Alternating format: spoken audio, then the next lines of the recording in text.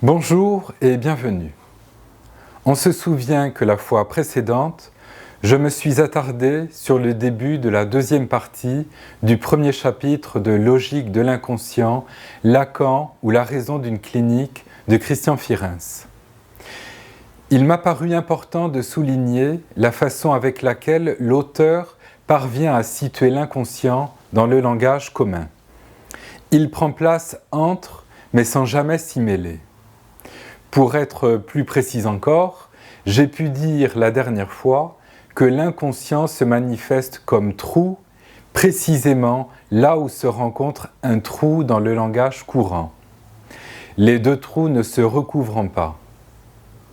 Sans cette distinction fondamentale entre ce qui relève de l'inconscient et ce qui relève du langage de la connaissance ou raison commune, la psychanalyse a vite fait d'être rabaissée à une théorie positiviste où les enjeux libidinaux se voient corrélés au complexe d'Œdipe d'après une conception finalement névrotique. À ce titre, toute critique qui s'en prend à un tel abord de la psychanalyse centrée sur une conception phallique du monde avec le complexe d'Œdipe et le complexe de castration comme boussole est tout à fait justifiée. Christian Firens rappelle que cette conception névrotique de la psychanalyse, qui mêle l'inconscient au langage de la connaissance, traduit alors la situation de la psychanalyse en 1953, c'est-à-dire quand Lacan présente son article inaugural intitulé « Fonction et champ de la parole et du langage en psychanalyse », qui vaut comme point de départ de son enseignement. Je note que quand ce texte est mentionné, en psychanalyse a souvent tendance à passer à la trappe, alors qu'il est tout à fait essentiel. Il est question de différencier le langage courant de ce qu'il en est du langage en psychanalyse. Cette démarcation étant posée, Lacan peut introduire une différence entre ce qu'il nomme le symbolique au sens de ce qui articule l'inconscient et l'imaginaire qui vaut pour le mode ordinaire du langage commun.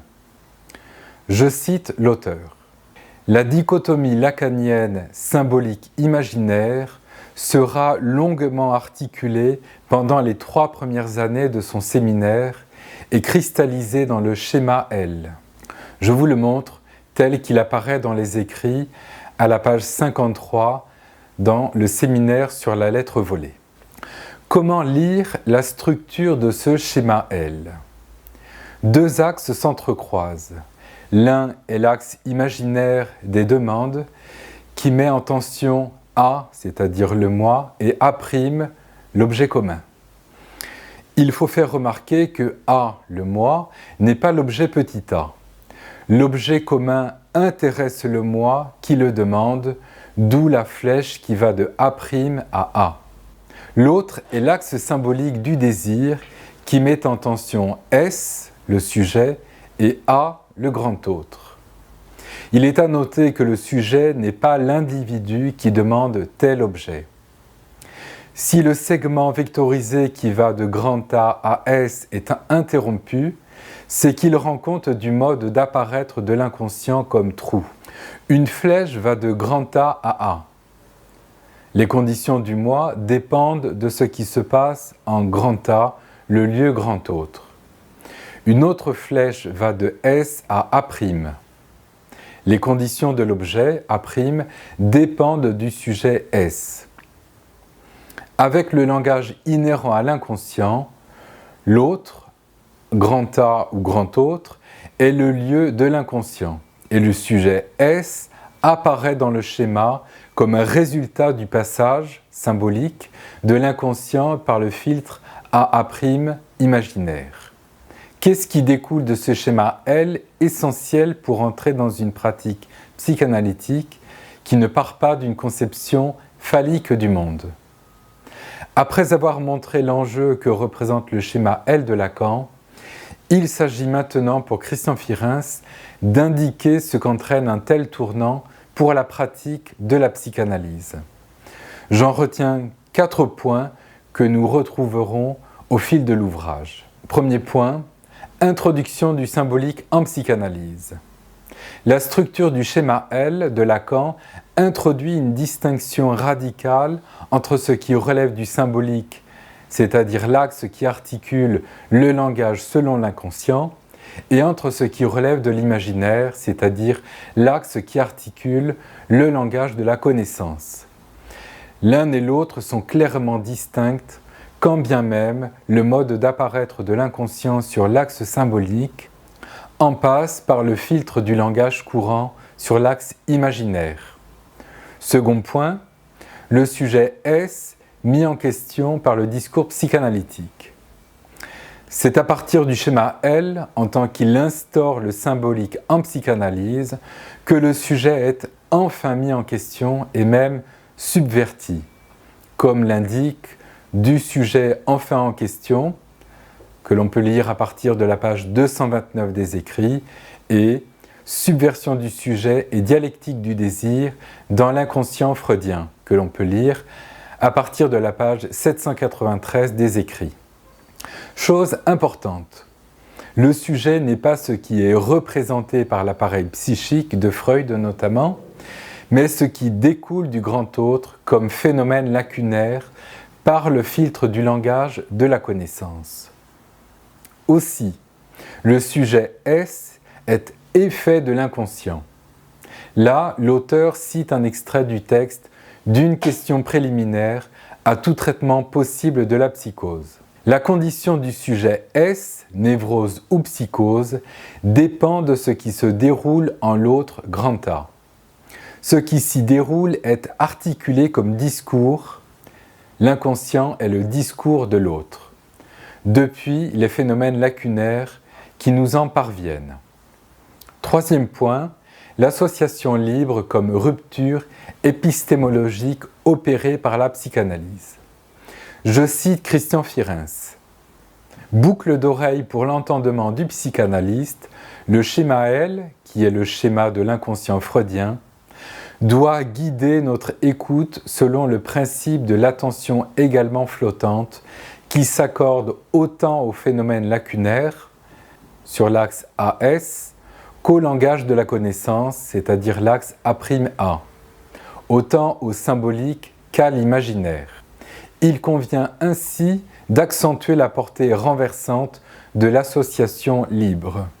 Le libre de l'association libre doit en effet s'entendre comme liberté quant au principe de correspondre, sur quoi repose la réalité et qui suggère l'analogie entre ce qui est manifeste et ce qui ne l'est pas. Je répète ce que j'ai dit la dernière fois. L'inconscient se manifeste comme trou, là même où se rencontre un trou dans le langage courant. Tout ce qui se présente comme lacune sur l'axe symbolique rompt radicalement avec le langage commun fondé sur la logique classique formelle issue de la métaphysique occidentale. Écoutons encore l'auteur. Ces trous de l'inconscient apparaîtront dès lors comme spécifiques d'un langage libéré par principe de toute analogie. Le langage est devenu pur jeu de subversion par rapport à la réalité. Par imaginaire, il convient ainsi d'entendre ce qui s'articule avec le langage par analogie et qui sert de support à la réalité, à savoir un langage d'adéquation et de connaissance dont l'utilité apparaît immédiatement évidente. Par symbolique, il convient d'entendre ce qui s'articule avec le langage selon la logique de l'inconscient. Pur jeu de déformation qui s'éloigne de la réalité, pur langage détaché de toute finalité pratique.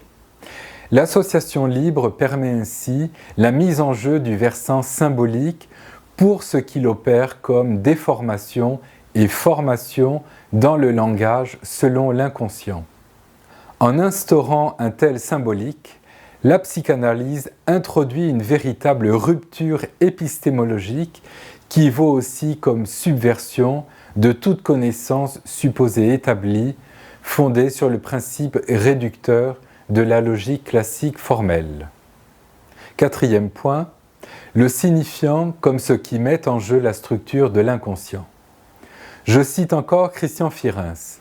Le terme signifiant sera désormais réservé à tout élément de langage, pour autant qu'il mette en jeu cette structure complexe de l'inconscient figurée dans le schéma L.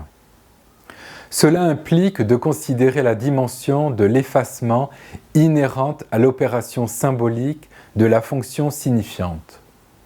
Le signifiant dit lacanien implique une opération d'effacement du contenu imaginaire. Un tel dégagement conduit à ce que devient véritablement le signifiant lorsqu'il est libéré de son référent.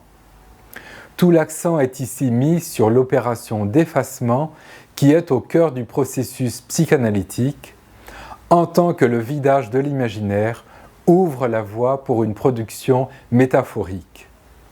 Le vide ainsi créé est central. Il est ce sur quoi repose tout le processus de la fonction signifiante, qui comprend le mouvement de répétition du signifiant, à savoir la différence introduite dans le signifiant lui-même et l'opération d'effacement de son contenu imaginaire.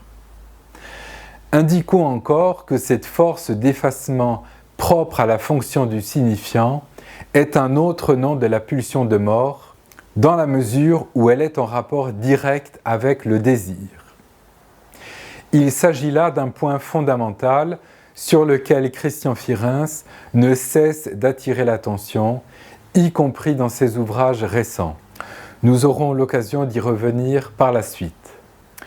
Je m'arrête là pour aujourd'hui. Je vous donne rendez-vous mercredi prochain pour une nouvelle émission consacrée aux pensées poétiques de Hölderlin et mercredi dans 15 jours pour la suite du dialogue avec le texte psychanalytique. Au revoir.